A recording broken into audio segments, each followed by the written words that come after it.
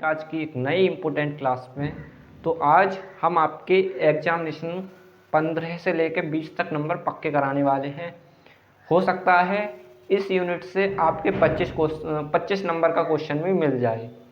तो आज हम आपके लिए जो हमारी बीएससी 5th सेमेस्टर केमिस्ट्री है उसका जो पेपर 1 है ऑर्गेनिक सिंथेसिस, उसकी जो यूनिट 2 है उसके इम्पोर्टेंट क्वेश्चन के बारे में डिस्कस करेंगे।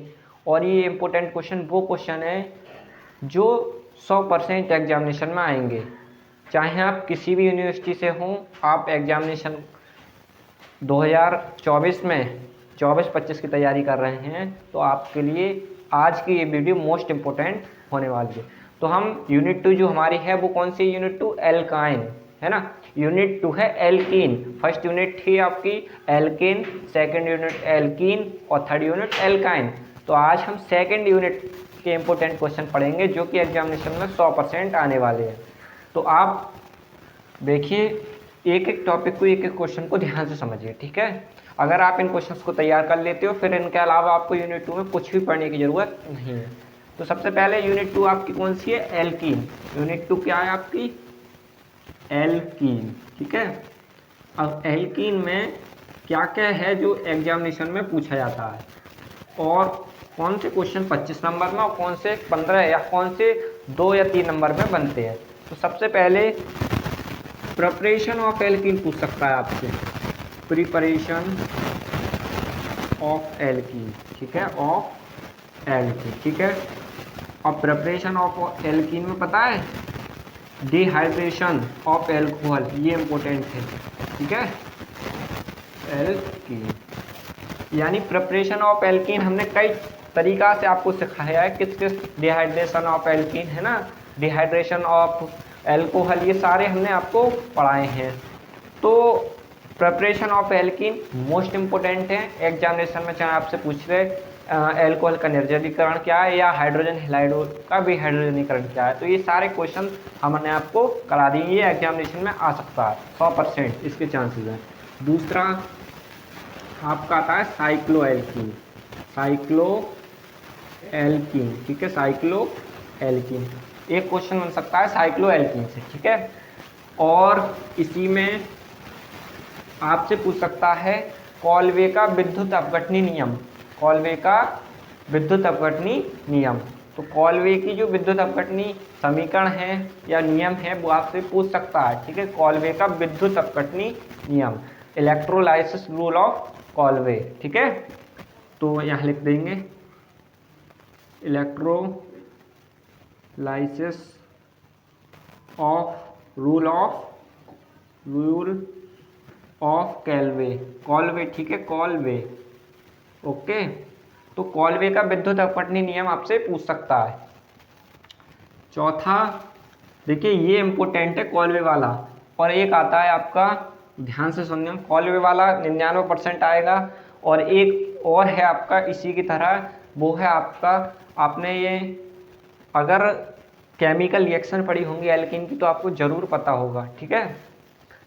मार्कोनी काफ का नियम, मार्कोनी काफ का नियम मोस्ट इम्पोर्टेंट है, 100% एग्जामिनेशन में आएगा किसी भी यूनिवर्सिटी से हो आप, ठीक है। तो मार्कोनी काफ का नियम, मार्कोनी, ठीक है, काफ नियम, मार्कोनी कॉफ नियम, ठीक है, कॉफ रूल।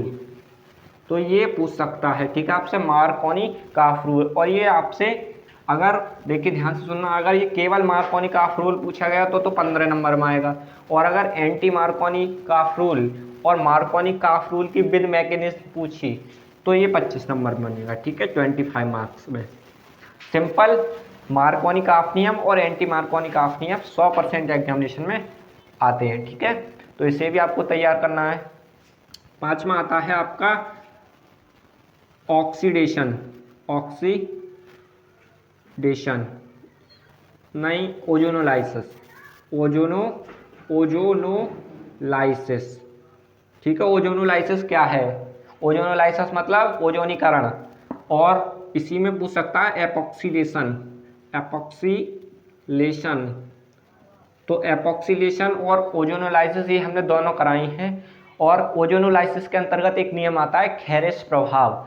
तो खेरेस प्रभाव इसी के अंदर लिख देते हैं, खेरेस प्रभाव, खेरेस इफेक्ट, खेरेस इफेक्ट। ये हमने आपको खेरेस इफेक्ट और ओजोनोलाइसिस एपॉक्सिलेशन पढ़ाया है, आप वीडियो जाकर देख सकते हो, ठीक है। ये 100% चांसेस हैं ओजोनोलाइसिस और खेरेस प्रभाव आने के, ठीक है।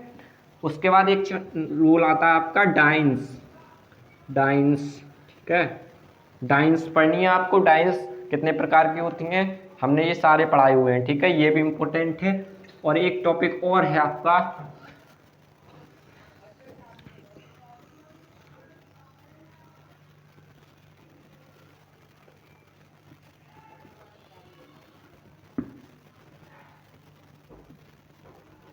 पॉलीमराइजेशन इन एल्कीन, ये भी 100% आएगा एग्जामिनेशन में, ठीक है।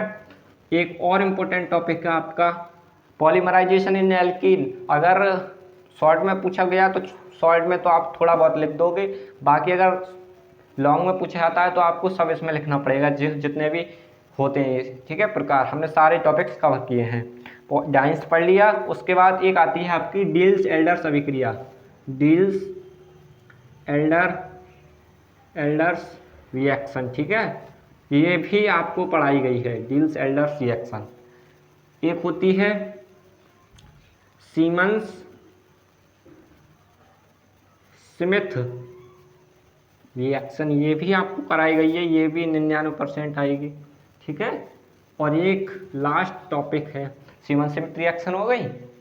तो ये सारे जो टॉपिक आप देख रहे हो ये मोस्ट इम्पोर्टेंट है, बस इस यूनिट से इतना ही कुछ पूछा सकता है, इसके अलावा इस यूनिट से कुछ भी नहीं पूछा जाएगा।